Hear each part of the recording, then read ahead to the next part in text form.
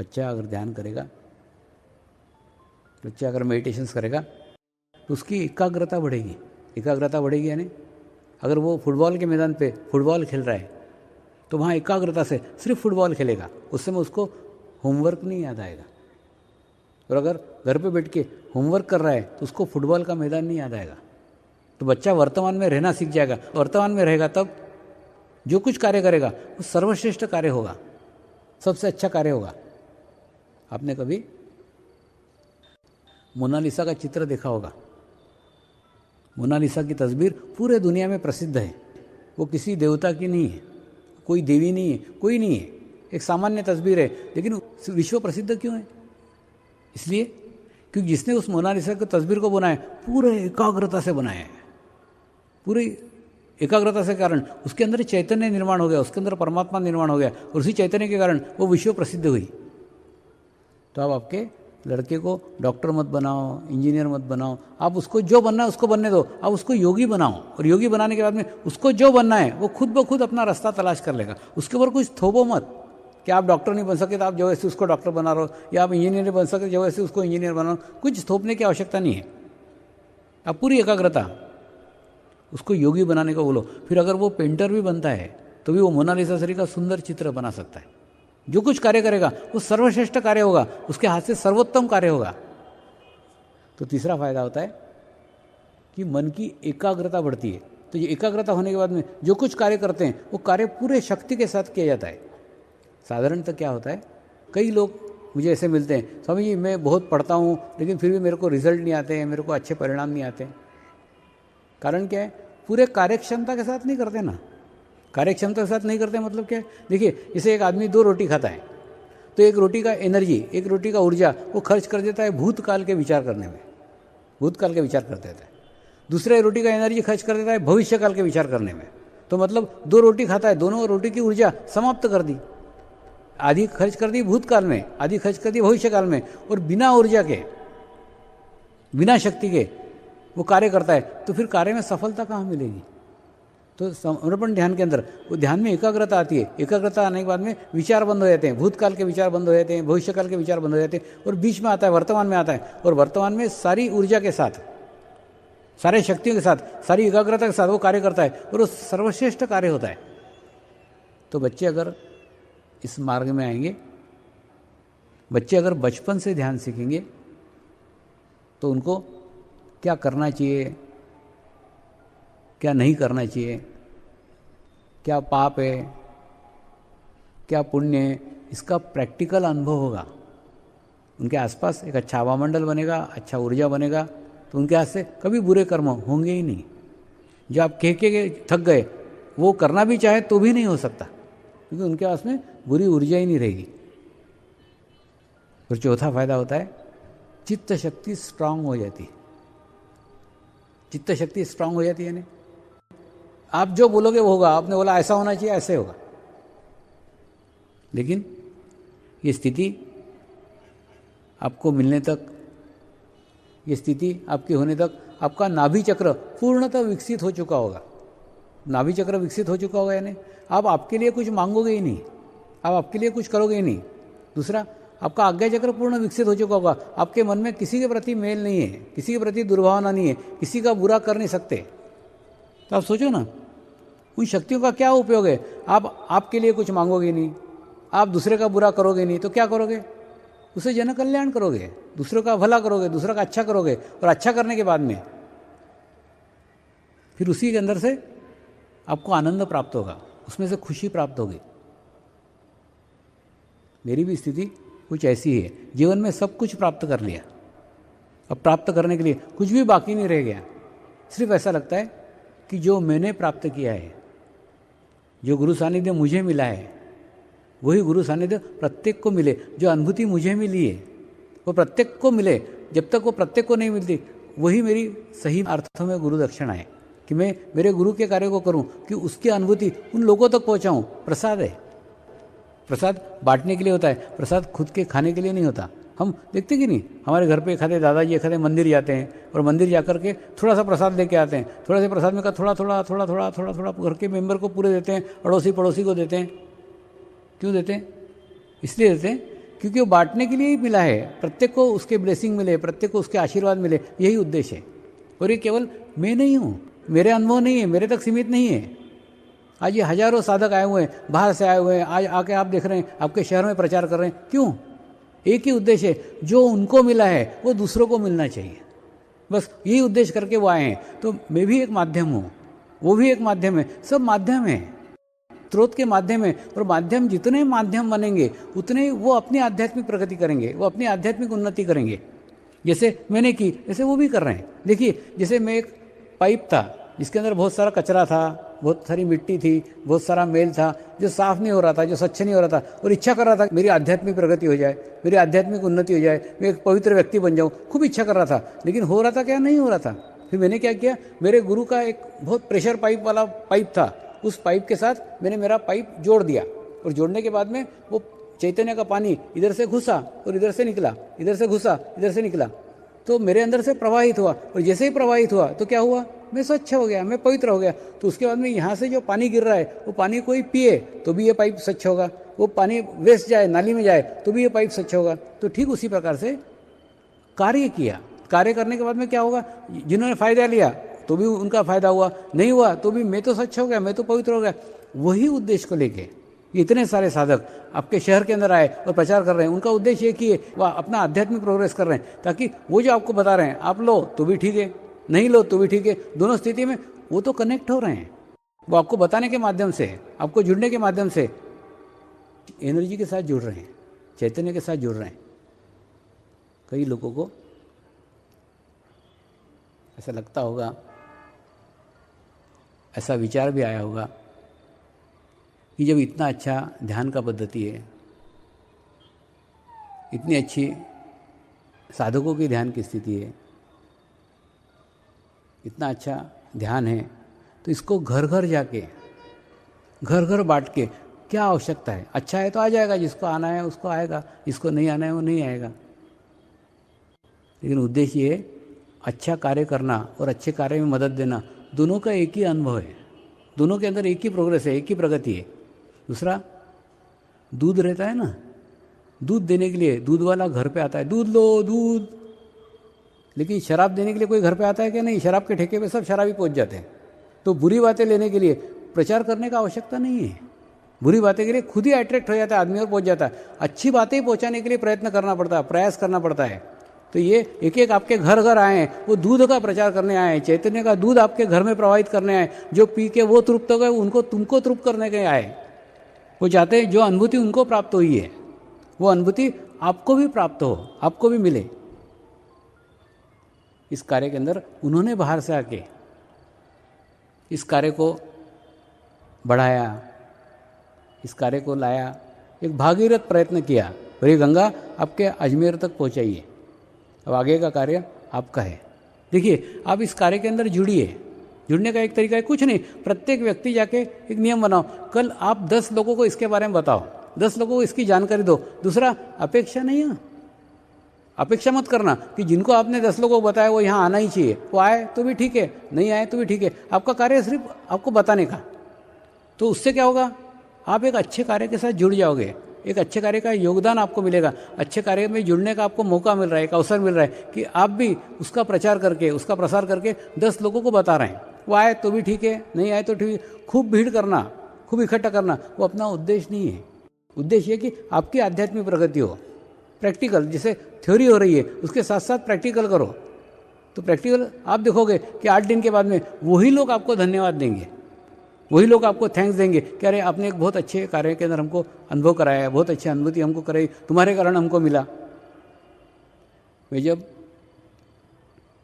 कहीं प्रवचन के लिए आता था, 2-2 घंटे बोलता था, तो एक साड़ी का व्यापारी था, वो मुझे हंसता था, स्वामी जी क्या 2-2 घंटे बोलते रहते हो, समझ में नहीं आता। हमारे यहाँ तो कोई एक आधी लेडी आए ना कि बहुत ज़्यादा बात करने लगी, तो हम बोलते नहीं हमारे यहाँ नहीं है साड़ी, आगे जाओ। जिसमें हमको 4 पैसे मिल सकते हैं उसके लिए हम ज़्यादा बातें नहीं करते, ज़्यादा टाइम नहीं देते। आप क्यों ये करते रहते हो, क्या मालूम। दूसरा, एक बैंक का मैनेजर था, बैंक का मैनेजर ही बोलता था, स्वामी क्या 2-2 घंटे बोलते रहते हो, क्या आपको मिलता है, क्या है, भगवान जाने क्या करते रहते। तो मैं कुछ नहीं, मुस्कुरा दिया, मैं कुछ भी नहीं बोला। मैंने बोला तुम अनुभव लेके देखो तो तुमको मालूम पड़ेगा। कुछ दिनों के बाद में क्या हुआ ना, ये जो ब्रांच मैनेजर था ना, ये अपने रीजनल ऑफिस में गया और रीजनल ऑफिस में कहीं तो भी ध्यान की चर्चा हुई, तो वो रीजनल मैनेजर ने इसको कहा कि ठीक है, हमारे यहाँ वो स्वामी जी का कार्यक्रम रख देना। तो ये ब्रांच मैनेजर ने वो रीजनल ऑफिस में कार्यक्रम रखा और कार्यक्रम रखने के बाद में 8 दिन बहुत अच्छा कार्यक्रम हुआ और 8 दिनों के बाद में वो रीजनल ऑफिस के सब लोगों ने उसको थैंक्स दिया ब्रांच मैनेजर को। हाँ, तेरे कारण बहुत अच्छा कार्यक्रम हमको देखने को मिला, तेरे कारण हमको एक अच्छी अनुभूति प्राप्त हुई, अच्छा ध्यान सीखने को मिला, बहुत बहुत धन्यवाद वगैरह। बाद में मेरे को तो वहाँ कोई जानता ही नहीं था, मैं तो दूसरे दिन वहाँ से चला गया और चले जाने के बाद में फिर ये मेरे घर आया, स्वामी जी आज मैं मेरे जीवन में बहुत खुश हूँ। मैंने बोला कितने रुपए का?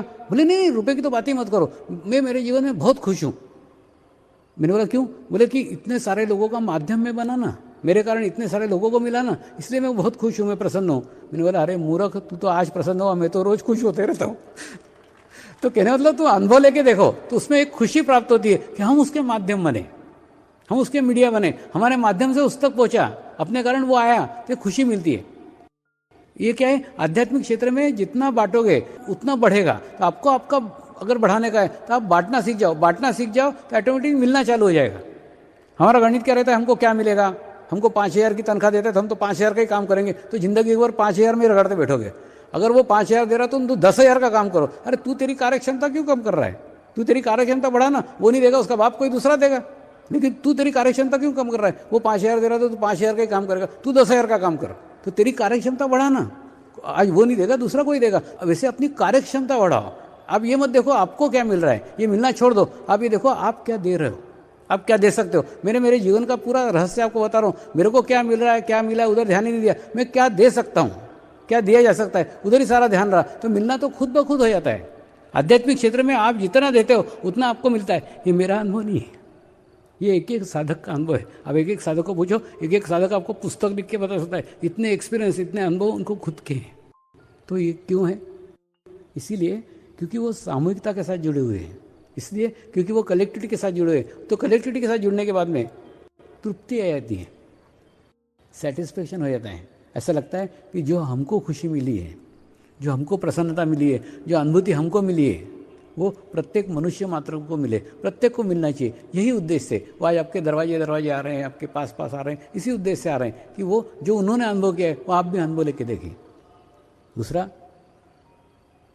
ये एक अंतर्राष्ट्रीय संगठन है, विश्व के अनेकों देशों में ये फैला हुआ है। यहाँ पे भी आज 63 फॉरेनर्स आए हुए हैं, जो अलग अलग देशों से आए हुए हैं, अलग अलग भाषा के हैं, अलग अलग जाति के हैं, अलग अलग उपासना पद्धति वाले हैं। लेकिन वही मैंने बताया ना कि ध्यान ही एक ऐसा मार्ग है, एक ऐसा माध्यम है जिसके माध्यम से मनुष्य मनुष्य के साथ जुड़ता है। दूसरा, इन लोगों को मेरी भाषा भी समझ में नहीं आती, मैं हिंदी में बोल रहा हूँ, उनको हिंदी का एक शब्द भी समझ में नहीं आता, फिर भी वो बैठेंगे, पूरे 8 दिन तक बैठेंगे और 8 दिन तक बैठ के फिर वो अनुभव करके जाएंगे। तो ये लोग क्या सीखते हैं, इनकी कौन सी भाषा है, वो भाषा आप भी सीख लो। वो क्या करते हैं मालूम है? जैसे मैंने समझो बोला कि 2 और शब्द, तो वास्तव में क्या रहता है कि जो 2 बोलता हूँ, देखो ध्यान के उच्च स्थिति के अंदर कुछ क्रियाएं हो ही नहीं सकती, ध्यान के उच्च स्थिति के अंदर बोला भी नहीं जा सकता, कुछ भी हो नहीं सकता, शरीर का कोई कार्य हो ही नहीं सकता। तो मैं जो आपके सामने बोल रहा हूँ, तो ये बोल रहा हूँ, ये भी बीच में गैप देता हूँ, उस गैप में एक उच्च स्थिति में रहता हूँ, फिर नीचे आके मैं बोलता हूँ 2, फिर धीरे धीरे फिर उच्च स्थिति में जाता हूँ, फिर नीचे आके बोलता हूँ शब्द। तो कहना मतलब ये लोग जो रहते हैं ना, ये फॉरेनर, ये ना तो 2 को सुनते हैं, ना तो ये शब्द को सुनते हैं, इनका पूरा ध्यान वो बीच के गैप के ऊपर रहता है, वो बीच में जो अंतराल है, जहाँ पे निशब्द है, जहाँ पे कोई शब्द नहीं है, वहाँ चैतन्य ही चैतन्य है, वहाँ वाइब्रेशंस ही वाइब्रेशंस है। इनका सारा ध्यान उस वाइब्रेशंस पे रहता है और ये वाइब्रेशन से वाइब्रेशन तक, वाइब्रेशन से वाइब्रेशन तक कुदी लगाते रहते हैं, कूदते रहते हैं, वहाँ से वहाँ, वहाँ से वहाँ, वहाँ से वहाँ। बोलते हैं अच्छा है स्वामी जी, तुम्हारी भाषा हमारे पल्ले नहीं पड़ती, तो सारा ध्यान चैतन्य पे रहता है। तो वो उस चैतन्य की भाषा को जान गए, उस चैतन्य की भाषा को आप भी अगर जान जाओ तो मेरे को प्रवचन करने की, बोलने की कुछ आवश्यकता ही नहीं रहेगी। अब मैंने बताया ना, जो बोल रहा हूँ उधर ध्यान ही मत दो, जो मैं दिख रहा हूँ उधर ध्यान मत दो। अब आपका सारा ध्यान भीतर की ओर लेके जाओ, अब आपका सारा ध्यान अंतर्मुख कर लो। आपको क्या महसूस हो रहा है, आपको क्या संवेदना हो रही है, आपके बैकबोन पे कहाँ ठंडक महसूस हो रही है, क्या अनुभव हो रहा है, अनुभूति की तरफ ध्यान दो, सारा ध्यान अनुभूति पे लगाओ, क्योंकि ये मेडिटेशन ही अनुभूति का मार्ग है। एक बहुत सुंदर अनुभूति, एक बहुत अच्छी अनुभूति जो आपको इन 8 दिनों में होने वाली है। तो कुछ नहीं, धीरे धीरे प्रक्रिया है, धीरे धीरे स्वच्छ करने की प्रक्रिया है, धीरे धीरे साफ करने की प्रक्रिया है। जैसे एखादी थैली रहती है कि नहीं, उस थैली में अगर कुछ डालने का है तो डालने के पूर्व उस थैली में जगह बनाना पड़ेगी, थोड़ी जगह बनेगी, जगह बनाने के बाद में कोई अच्छी चीज़ डाली जा सकती है।